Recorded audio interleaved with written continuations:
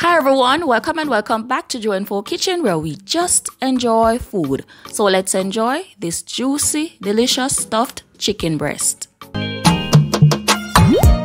Here I have my chicken breast that I have already washed with vinegar and pat dry. And these chicken breasts are very huge. Just to give you some perspective, it's actually bigger than my hand. And they're a little over 10 ounces each. Not to say that yours have to be this large, I'm just basically showing you what I'm working with. I'm going to start off by cutting some pockets into my chicken breast, and as you can see here, I'm really taking my time and I'm trying my best not to poke any holes in it. And it's sort of like butterflying the chicken breast. We're just cutting it where it can give us a nice deep pocket.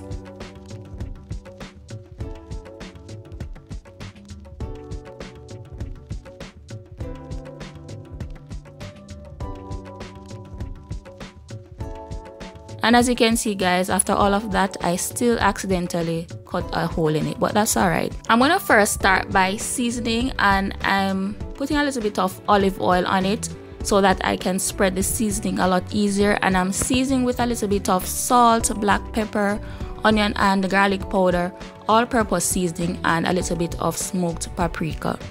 And all the ingredients will be listed in the recipe in the description box below.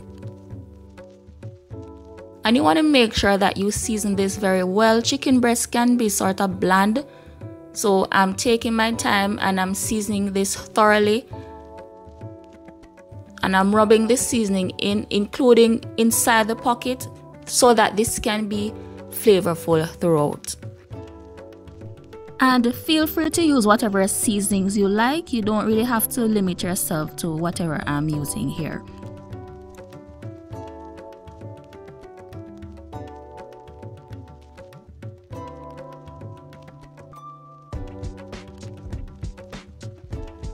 So once I'm done seasoning, I'm going to allow it to sit and marinate for at least 30 minutes. You can go ahead and cook it straight away, but I like to allow mine to marinate while I work on the stuffing. So for the stuffing, I'm going to add a little bit of that same olive oil that we used to season the chicken earlier. And here I have some minced onion, sweet peppers or bell peppers, garlic, thyme, and a little bit of Scotch bonnet pepper, optional. If you don't really care for spice, you can leave this out. So I'm gonna saute these for about 30 seconds or until my onions start to turn nice and translucent.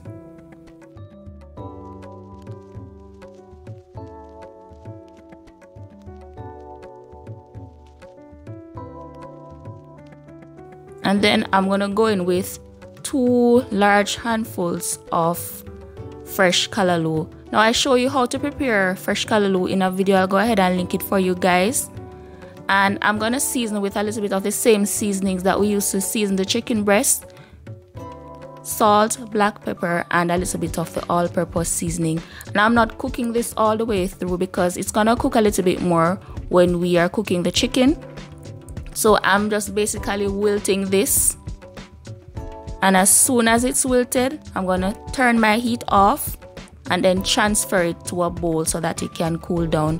You can leave it in the pot, but I wanted it to cool down a lot quicker, so I went ahead and placed it in this bowl here.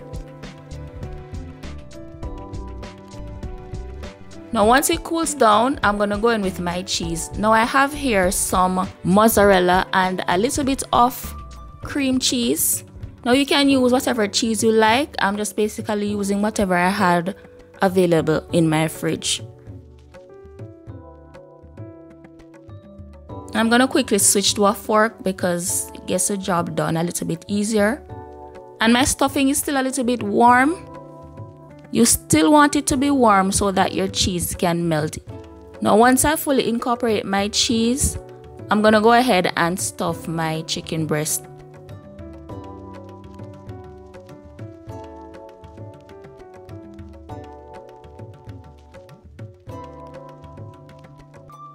And I just flipped it over on the other side because I accidentally cut a hole in it, as I mentioned earlier, so it's a little bit easier for me to stuff without the filling oozing out.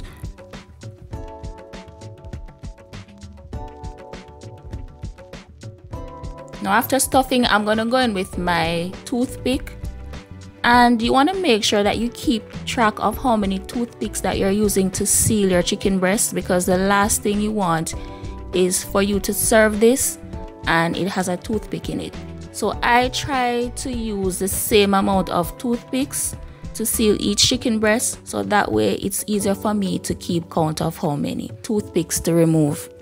And I just used one of the toothpicks to seal the hole that I accidentally made. So if you happen to cut a hole in yours, just use a toothpick to seal it, alright?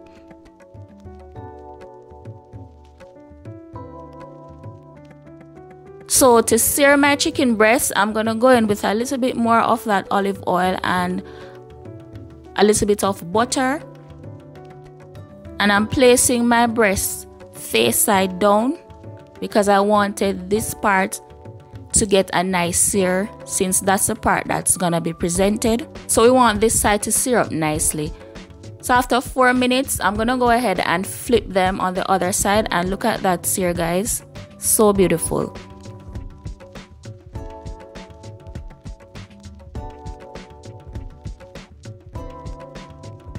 So I seared it face down for 4 minutes. I gave it an extra minute because, as I said, I wanted it to sear up really nicely. Flipped it, seared it for another 3 minutes.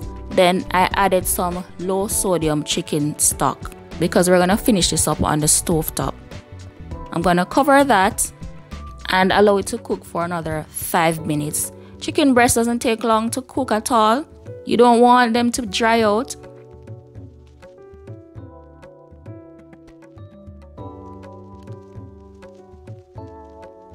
And I did flip this over for the last minute and allowed it to finish cooking on the other side. So you need no longer than 10 minutes to cook your chicken breast. As I said before, you want juicy chicken breast. You don't want your chicken breast to be dry. I gave these an extra 2 minutes because, as I said before, these are some very large chicken breasts and they still came out really juicy. So if you're working with smaller chicken breasts, I'd say give them no more than about 10 minutes thereabout. I served my chicken breast on a bed of fluffy warm mashed potatoes. You can serve yours with whatever side you like. I cut it up because I think that the presentation looks a lot nicer and you can see the stuffing more. However, if you're gonna slice yours, let it rest for a few minutes before so that the juices don't run out. Father's Day is just around the corner, so I think that this would make the perfect Father's Day meal. Check out this oven grilled stuffed fish. I know that you'll enjoy this recipe as well.